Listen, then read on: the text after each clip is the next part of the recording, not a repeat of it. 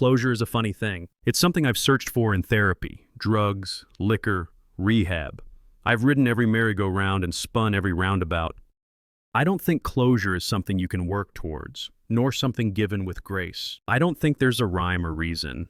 I think some people just get it, and others just don't. I'm a part of the latter. When I was 12, I found my father in pieces. Literal pieces. The shotgun blast had blown a crater in his face, spreading his eyes apart and decimating his nose. My mouth was agape, and I could feel the sharp air escaping my throat.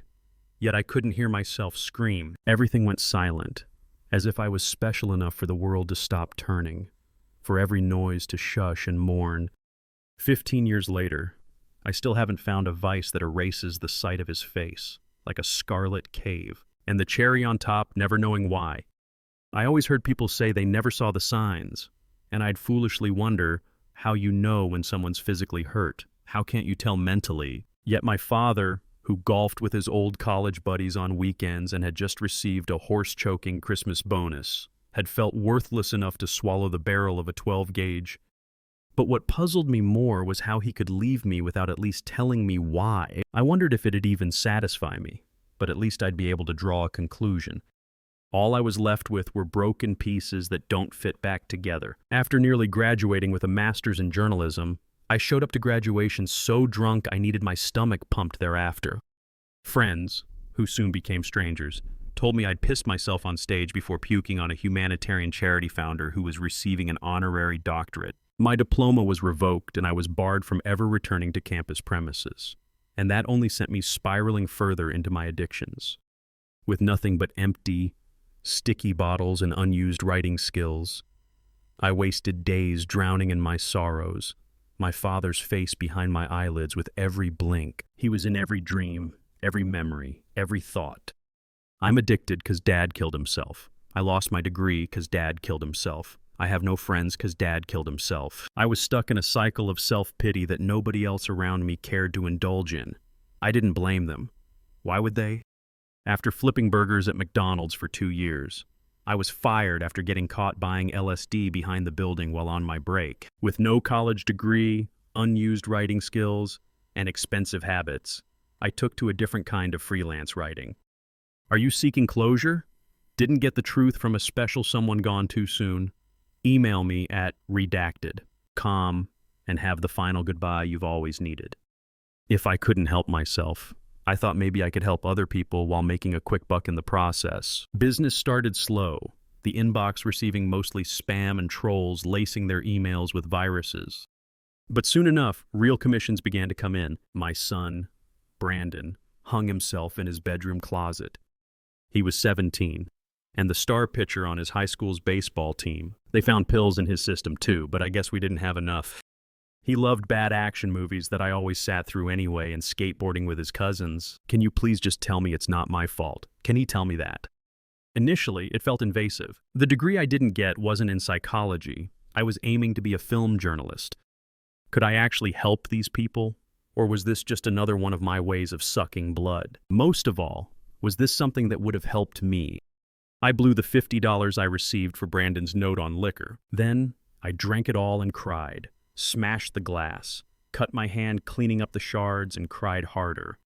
It felt impossible to escape the labyrinth of hating myself, yet constantly needing to tell myself I was a good person to stay above water. A few days later, another request appeared in my inbox.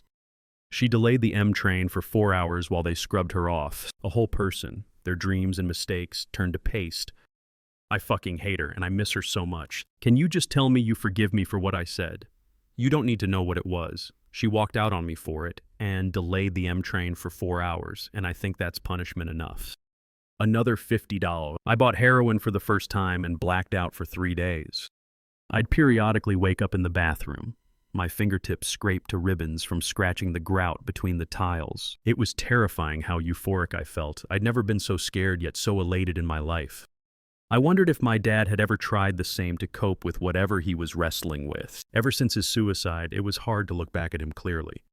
I knew my memories with him were real, yet they didn't feel true. Did I ever actually know this person, or did I know all that I needed to?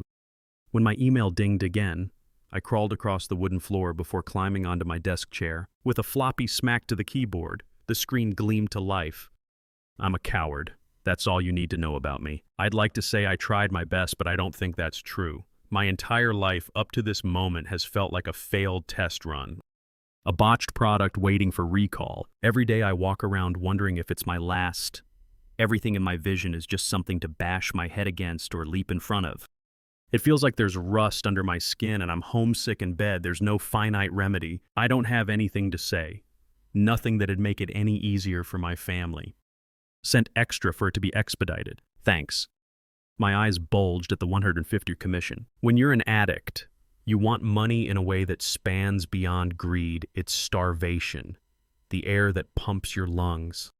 When I didn't have it, my chest burned, and when it was within my grasp, I salivated. The only thing better was what it could get you.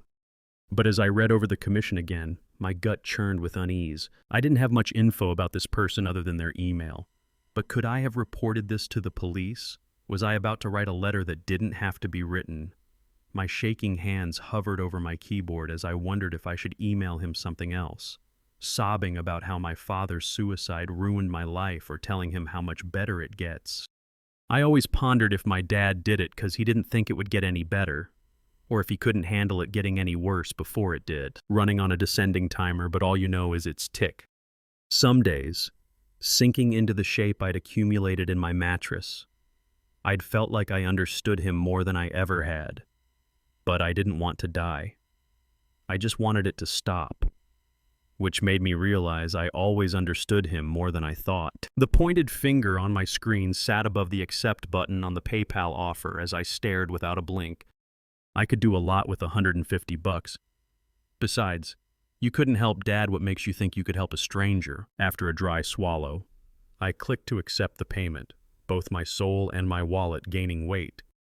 Once I sent the email, I threw up in the bathroom before choking down 3 vodka shots and puking again. I didn't care what I did to my body or what it took to make it hurt. Anything felt better than the pain in my head. Initially, it felt like I was spending blood money, but without a doubt, I soon withdrew the cash and blew it all on an assortment of liquor. Clear in one hand and brown in the other, I took swigs from both while I watched brainless TV, dabbing the spilled whiskey off the side of my mouth with the crumpled eviction warning I'd found on my apartment door that morning. Thump, thump, under the volume of the trashy reality show. I suddenly overheard a banging noise, slow and hearty. Probably just construction that'll never get done. Our tax dollars, hard at work. I raised the volume and freed 2 fingers to pinch a potato chip from a nearby bag before eviscerating it in my mouth and washing it down with tequila. Thump, thump, thump. The noise quickly returned louder and more aggressive, its efforts vibrating across the floorboards and through the legs of my bed frame. My head swirling with intoxication, I paused the show, filling the room with silence. For a moment, nothing. Thump, thump! I swiveled toward my closet door, which was practically bouncing off its hinges as something pounded against the inside of it, blinking like a frog. I rested the bottles on my nightstand and stumbled to my feet before drunkenly lumbering toward the white, chipped door. Hunched in front of it, my eyes scanned it up and down. Am I asleep? My body winced from head to toe as it banged right in front of me. Hello, look, if you're a squatter or something, I don't want any problems. Okay, the place won't even be mine soon. Anyway, after I finished speaking, silence. Hello. I hesitantly reached for the doorknob. As my trembling fingers neared the cold metal, my eyes widened as it suddenly began turning on its own, screeching as it slowly spun. Before I knew it, the door swung open, its edge smashing against my forehead and knocking me on my ass. I could feel warm blood trickling down my temple as a throbbing sensation clenched my skull. Once my eyes unclenched, they stared, bulged and baffled at the blurry sight of a body hanging from a noose in my closet.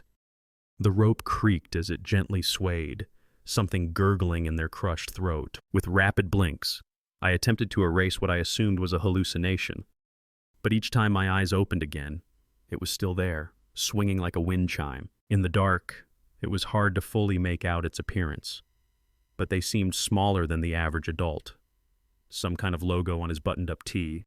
Then, as if tugged with a hook off stage, the body yanked backward and vanished between the rows of clothes. What the actual fuck? As I raised a hand toward the gash on my forehead, something coarse began slithering around my throat. Before I could look down, it cinched my neck, squeezing a wheezy choke out of me. My hands pawed at what felt like rope, which tightened farther while slowly lifting me off the ground. I desperately attempted to rip it off, but its grip was too tight to slip a finger through. Frantically kicking my feet that would soon be off the ground, I noticed the liquor bottles in the corner of my eye. Then, I raised my leg and used my foot to pull one of them over the edge before shattering it into jagged chunks. Nearly spraining a muscle, I stretched to grab a piece of glass, just barely snatching one before clutching it till my palm bled as I sawed at the rope. Blood pooled in my aching head as my lungs sizzled with desperation. The dense rope hanging by a thread.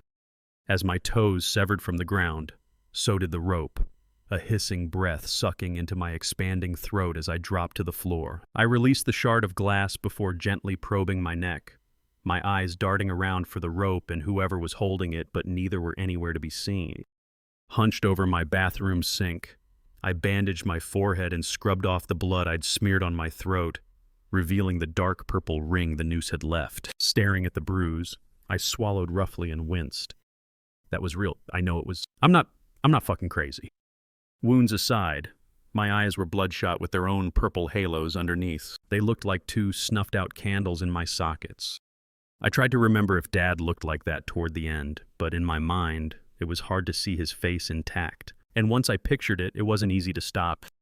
Stumbling out of the bathroom, I grabbed my phone and texted my plug, who said he was with a chillin' friend and I'd need to come his way if I wanted to cop. I had never found myself in stranger places than when I became desperate for money.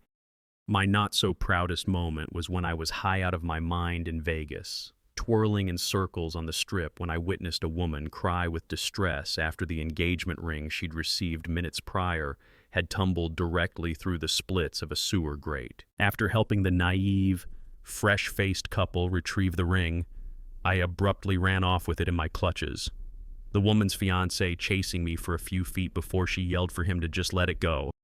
For some reason, that time in particular looped in my mind as I waited on the subway platform, my arms crossed tightly against my chest as I stood under a singular flickering yellow light. Metal screeches echoed and leaky pipes ached.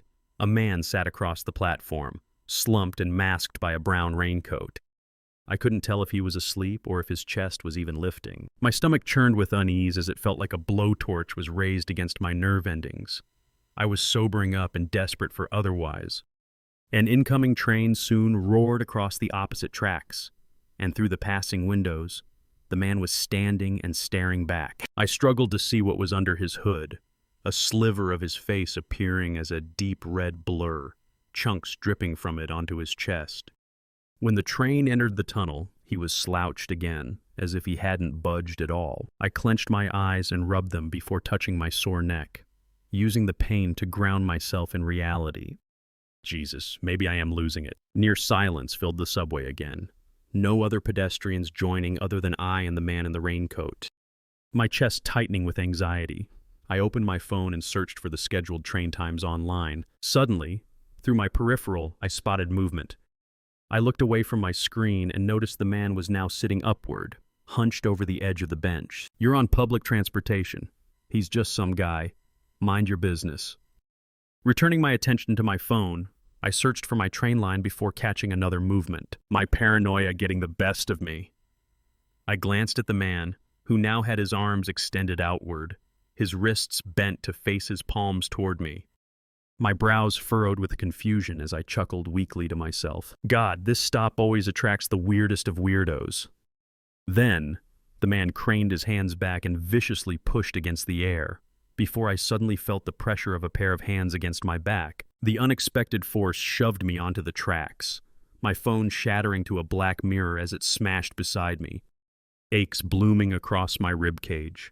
I writhed against the gravel, squealing with each throb, rolling onto my back. My vision faded in and out, the scarlet-faced man in the leather raincoat appearing and disappearing each time. Help! I instinctively shouted, but there was no one around to do so. Then, Every pebble beneath me began to shake and hop like Mexican jumping beans before the headlights of the oncoming train illuminated the tunnel. Attempting to lift myself while avoiding electrocution, the train's barreling wheels screeched against the metal tracks. After reaching the foot of the platform, I hopped and just barely caught its edge, my torso throbbing. Somebody, please. As the blinding headlights entered the corner of my vision, I desperately attempted to lift myself onto the platform. My fingertips turning white from pressure. The tip of a black boot appeared before digging its heel onto my hand. I yelped as my grip involuntarily released, sending me into a free fall onto the tracks. The train mere feet from me. It was as if time had slowed, the inches to the ground feeling like miles. At the foot of the platform stood the man, the tips of his shoes dangling over the edge. Then, the yellow light swallowed my vision and the metal grating stuffed my ears. Please, I don't want to die, please. I clenched my eyes shut as my limbs flailed, my ankle knocking into something and prompting another bang throughout the floor. After a few seconds, all that was left were my own shaking breaths rattling in my ears. What the fuck is happening? Trembling in a ball, I cautiously opened my eyes. I was on my bedroom floor, my surroundings wrecked from my panic, rapidly blinking in disbelief. My eyes darted around the moonlit room, crickets singing through my cracked window. My desk was shifted from impact, my laptop resting sideways on the floor with a new commission flashing in my inbox. In the clutches of my hand was my phone, my plug's contact open with an unsent text half-typed in the bar. Is this my room, like my actual room? I scattered to my feet, my heart thumping in my ears like a machine gun. What the fuck are you? I shouted aloud. Silence, of course. I plopped onto the edge of my bed and dropped my head into my hands. Jesus Christ, I'm losing my mind. For the rest of the night, I remained curled under my blanket but unable to sleep till the sun crept through my window. My eyeballs were bloodshot and burning from the lack of moisture. My blinking reduced as I feared what I'd see once I opened my eyes again. As the birds chirped through the window, I cautiously sat up in bed, surveying the mess I'd made of my room. When I planted my feet on the ground, they dipped right into the sticky residue of the liquor I'd spilled last night. This is a problem for another time. My chest still aching, I waddled to the bathroom and lifted my shirt in front of the mirror. My ribs were splotched with brown and purple, my throat still bruised as well. This is real, right? This pain is real. I feel it yet. It's still so hard to believe. With folded lips, I squeezed the ring on my throat, wincing as the pain throbbed throughout my neck till I could no more. Am I convinced enough? I increased pressure till I started to cry before dropping to the cold tile. Just keeping myself on 2 feet was draining. I felt surrounded by phantoms. But that didn't deter me from my work once I remembered money wasn't funneling in from anywhere else, and it was going to be hard to find a place to hire me after my last stunt. Holed up in my apartment, I began promoting myself further, like making social media accounts and offering a mailing list. Practically glued to my computer, the same clothes I'd been wearing clung to my sweaty skin, as I was too scared to re-enter my closet. The bruises on my neck and chest weren't just persisting but appearing to be getting worse, spreading like a purple fungus. For nearly a week, my hands traveled between 2 places, my keyboard and the neck of a bottle. I was cranking out commissions, collecting cash and hoping to accumulate enough for rent and a liquor cabinet refill.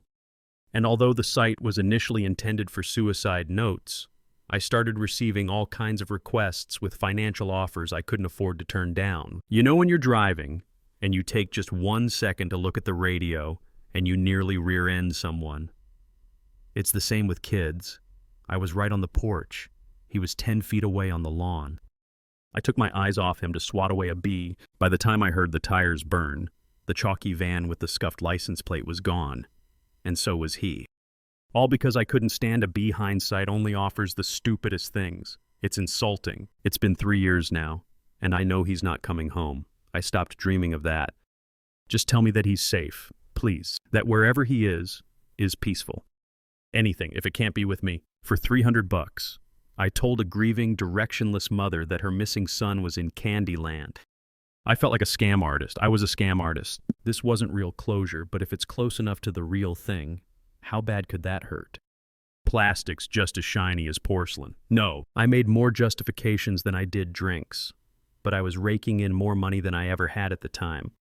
5 to 10 commissions a day would flood in, mothers and fathers, friends and lovers, all begging me to provide them what nothing else has brought. It felt horrible to admit, but there was a strange power to it.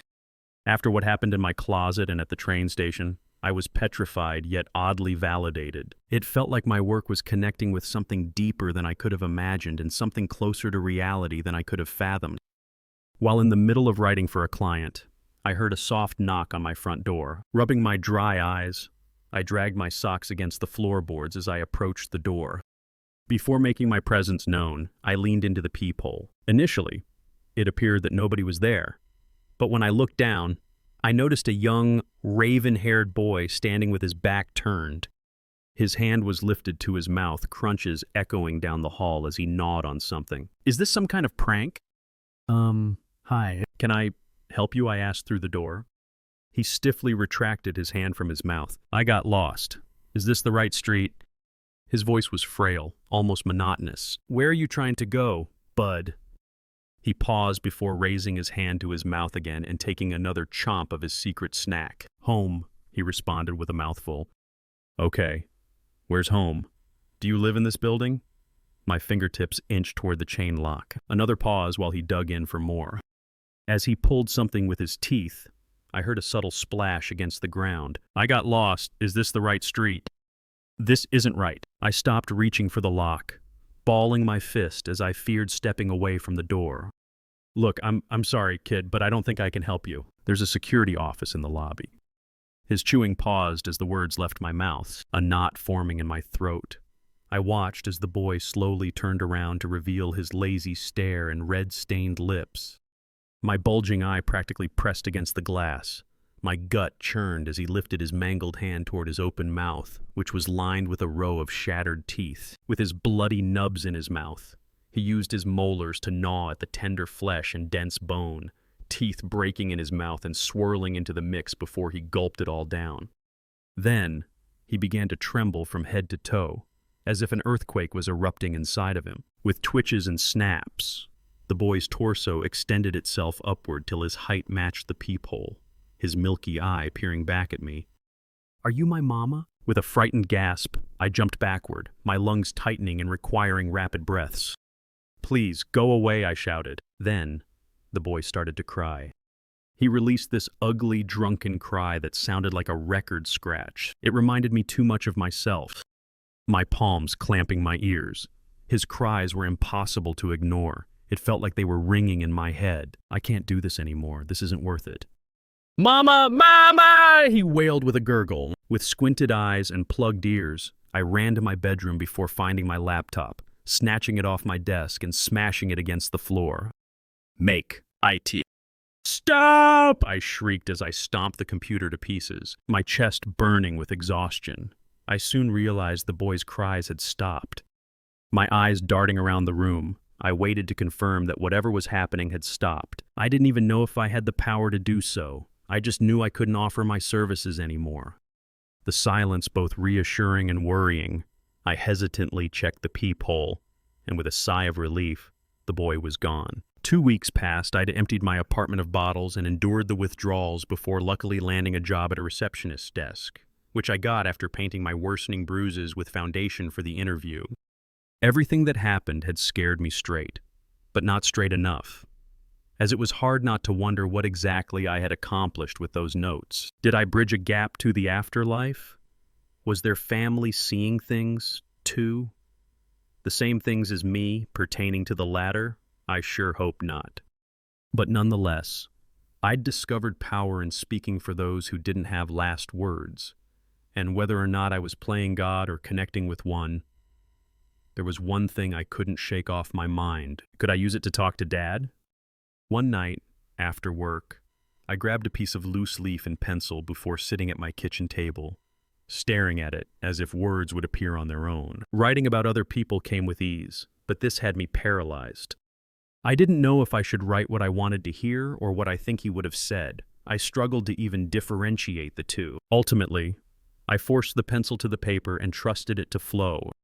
My golden hour, my Sophia, I wanted to give you all the best parts of me and swallow the worst, but I know you would have loved it all the same. I wish I was strong enough to let you do so. Conquer the world, kiddo. You've never needed me to do it. As my teardrop stained the page, rain suddenly began pelting against my window. My head perked up as I dropped the pencil, swiveling around in search of any sight of him. Dad, I hesitantly called aloud, feeling silly once I did it.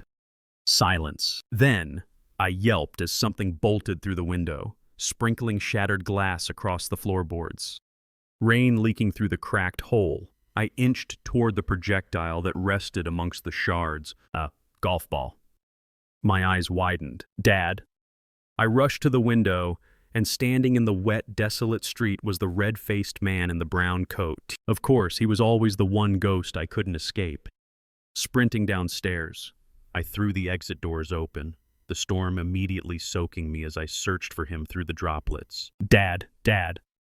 Thunder roared and lightning thrashed in the dark sky as I searched desperately to no avail. In the corners of my eyes, I'd catch a glimpse of his bullet-chewed face, but he'd vanish at the heel turn. Spinning till I was dizzy and nauseous, I collapsed to my knees in the flooded street, my tears mixing into the rain. Dad, I'm here. I'm right here. Clawing at the pavement till my nails ripped, it felt like every memory, every picture of him was burning to ash in my head. Even when he was on the basement sofa, the barrel of the shotgun crammed into the crimson flesh flower that had bloomed. I can't see you. Dad, please, I can't see you.